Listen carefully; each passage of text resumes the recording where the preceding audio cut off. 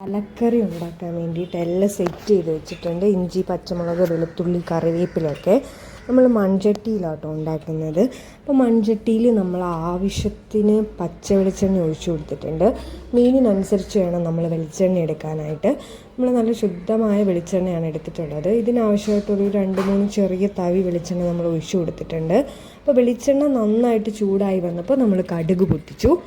കടുക് എല്ലാം ഒന്ന് പൊട്ടി വന്നപ്പോഴത്തേക്ക് നമ്മൾ നേരത്തെ കുതിർത്ത് വെച്ചിരുന്ന കുടംപുളി ഉണ്ടല്ലോ, കുടംപുളി ഒന്ന് ചെറുതായിട്ടൊന്ന് കീറി അതിലേക്ക് ഇട്ട് കൊടുത്തിട്ടുണ്ട്. പിന്നെ നമ്മളൊരു 2-3-4 അല്ലി വെളുത്തുള്ളി, അത് വലുതായിട്ടാട്ടോ വെളുത്തുള്ളി ഇട്ട് കൊടുത്തു.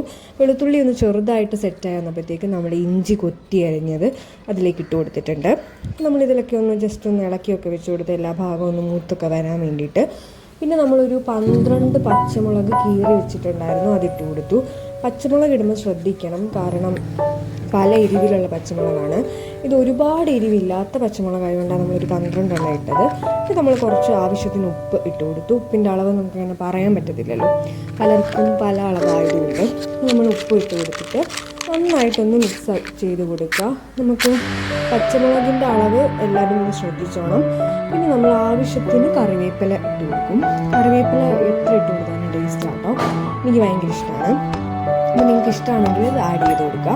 പിന്നെ നമ്മൾ എടുത്ത് വെച്ചിരിക്കുന്ന 1 സ്പൂൺ മഞ്ഞൾപ്പൊടി, 1 സ്പൂൺ കുരുമുളക് പൊടി, 1 സ്പൂൺ ഉലുവാപ്പൊടി, ഒരു 3-4 സ്പൂൺ മുളക് പൊടി, ഒരു 3-3.5 സ്പൂൺ മല്ലിപ്പൊടി, ഇതെല്ലാം കൂടി ഇതിലേക്ക് ആഡ് ചെയ്ത് കൊടുത്തു.